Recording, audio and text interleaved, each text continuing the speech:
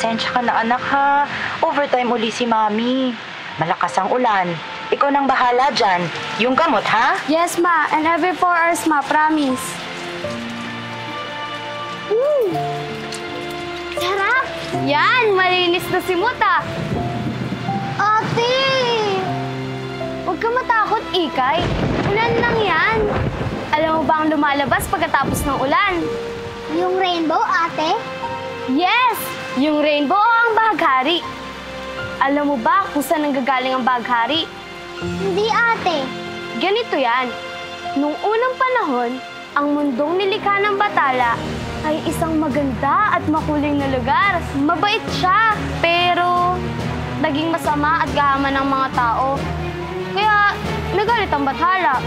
Binawi niya lahat ito. Pinaulan niya ng pinaulan ng walang humpay. Hanggang may isang matapang na batang babae ang pinawid ang pinakamalawak na kapatagan at sinugod ang pinakamakapal na gubat. At inakyat ang pinakamataas na bundok upang sabihin kay Bathala na, tama na! Ate, ang tubig! Hello? Hello? Anak? Hello, Ma! Ma!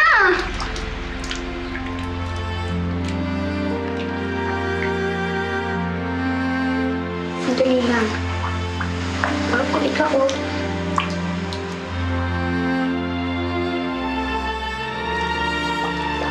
Ate!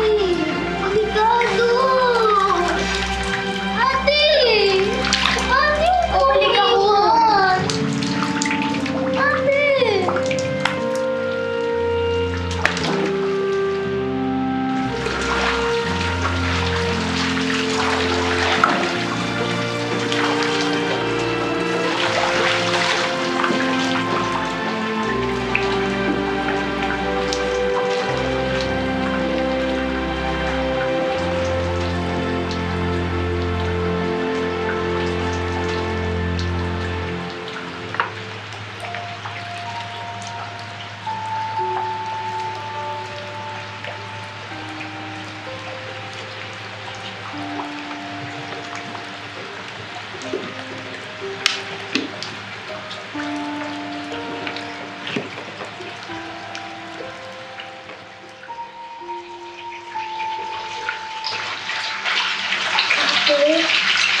Nakakalimutan yung pagkain ng rainbow.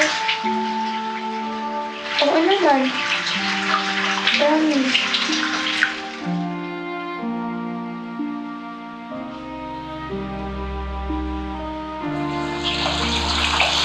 Ate, ano yung nangyari ba sa alabas ng rainbow?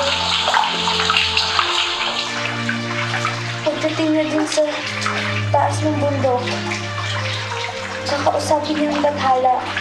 Sasabihin niya, Bathala, patawarin mo na kami sa aming kasalanan. Ako mo lang ang iyong pahirapan. Huwag na ang iba. Maaantig ang puso ng Bathala sa katampangan ng batang ito.